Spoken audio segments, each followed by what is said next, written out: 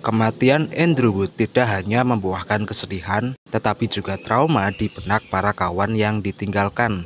Chris Cornell, sebagai kawan terdekatnya Wood yang bahkan menyaksikan dengan matanya sendiri adegan saat dimana alat bantu hidupnya Andrew Wood dilepas, tentu adegan itu mustahil terlupakan dan membekas sebagai trauma. Ketika Wood meninggal dunia, sebetulnya Chris Cornell sedang disibukkan dengan turnya Soundgarden. Kemudian sekitar 5 hari setelah kematian Andrew Wood, Chris Cornell memutuskan untuk tetap melanjutkan tur tersebut dan terbang ke Eropa. Chris Cornell merasa itu keputusan terbaik sebab dengan berada jauh di rumah, Cornell jadi tidak perlu melihat ke tempat-tempat yang akan langsung membuatnya mengingat Andrew Wood. Terlebih lagi karena Cornell dan Andrew Wood ngontrak serumah dan tentu saja di rumah tersebut menyimpan segudang kenangan baik antara dirinya dengan mendiang Andrew Wood. Namun di sisi lain, justru yang dirasakan Cornell malah sebaliknya.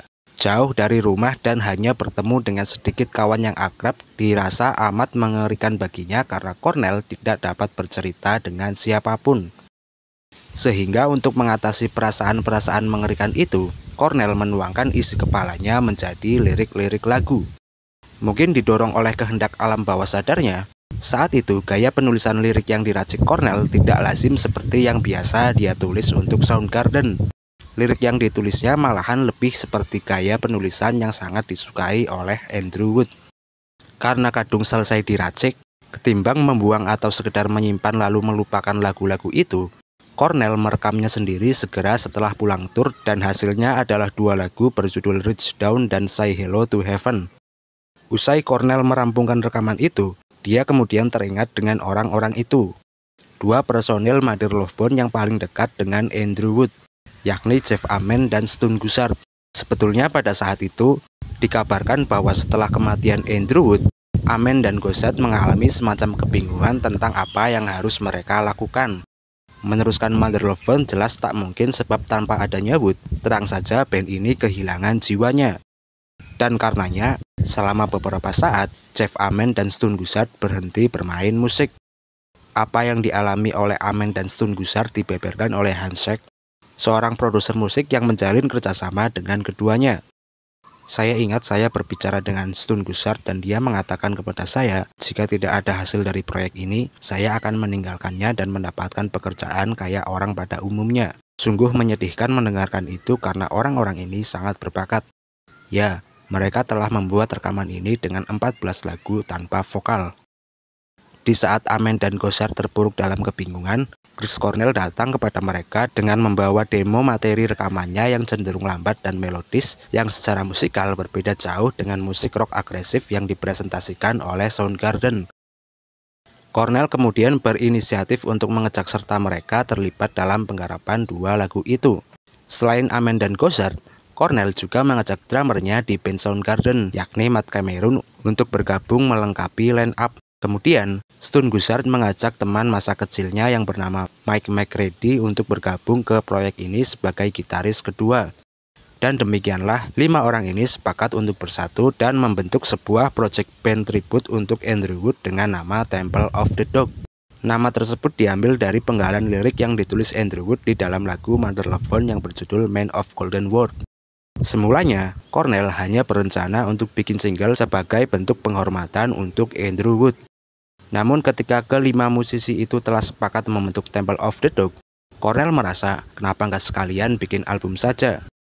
Dan pada November 1990, Temple of the Dog mendatangi London Bridge Studio di Seattle untuk merekam apa yang kemudian menjadi album Temple of the Dog. Di sela-sela proses rekaman itu, sebetulnya Ament dan Gossard juga sedang mulai menggarap proyek lain bersama dengan Mike McCready, yakni sebuah band bernama Mookie Blaylock. Saat itu band Mookie Blaylock sudah menyebarkan demo rekamannya ke beberapa orang guna mencari kandidat terbaik untuk dijadikan sebagai vokalis. Dan salah seorang yang menerima kaset demo tersebut adalah Eddie Vedder.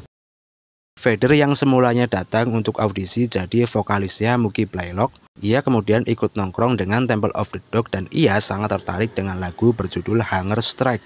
Singkat cerita, Cornell kemudian meminta Eddie Vedder untuk ikut mengisi bagian vokal di lagu tersebut. Dan genaplah kini personil Temple of the Dog menjadi 6 orang dengan Eddie Vedder didaulat sebagai vokalis kedua. Kemudian, album self-titled ini dirilis pada 16 April 1991 melalui I&M Record dan awalnya terjual 70.000 kopi di Amerika. Dan tak bisa dipungkiri, project tribute untuk Andrew Wood ini sejatinya merupakan super band yang mendahului takdir. Karena sejalan dengan kesuksesan Pearl Jam lewat album Teen serta Soundgarden dengan album Bad Motorfinger-nya, label I&M memutuskan untuk menerbitkan ulang album Temple of the Dog sekaligus mempromosikan Hunger Strike sebagai single. Upaya ini berdampak melesatkan single tersebut masuk ke chart Billboard dan meningkatkan penjualan album. Tidak hanya itu, album Temple of the Dog dinobatkan sebagai salah satu dari 100 album terlaris tahun 1992 dan terjual sebanyak 1 juta kopi sehingga dianugerahi sertifikat platinum oleh Asosiasi Industri Rekaman Amerika. Dalam banyak hal, ini masih merupakan pertanyaan besar yang mungkin mustahil terjawab.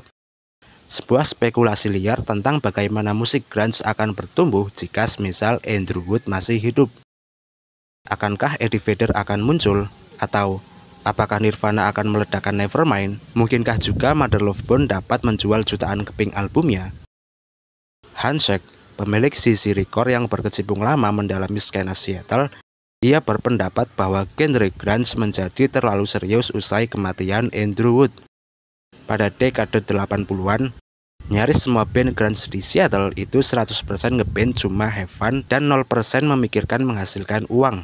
Namun saya kira hal itu berubah total semenjak kematian Andrew Wood. Itu ditandai juga dengan sub pop di era itu yang mulai mengemas grunge menjadi sesuatu yang sangat rock. Dan barangkali memang Andrew Wood adalah orang yang dipilih zaman sebagai sosok yang menentukan dunia musik di era 90-an. Saya menyebut Andrew Wood sebagai Hokage pertama skena grunge. Sekalipun mungkin tidak sebagai sosok dalam wujud fisik, melainkan sebagai jiwa yang hidup dan bersemayam di hati kawan-kawannya yang turut serta menggerakkan mereka untuk tidak berhenti berkarya sehingga kawan-kawannya inilah yang meneruskan dan mewujudkan tekad api Andrew Wood untuk menjadi wajah dari generasi 90-an. Terima kasih telah meluangkan waktu menonton sampai tuntas video ini. Jika terdapat kekeliruan dari narasi yang saya sampaikan, dengan senang hati menerima koreksimu di kolom komentar. Sekian dan semoga Seninmu selalu menyenangkan.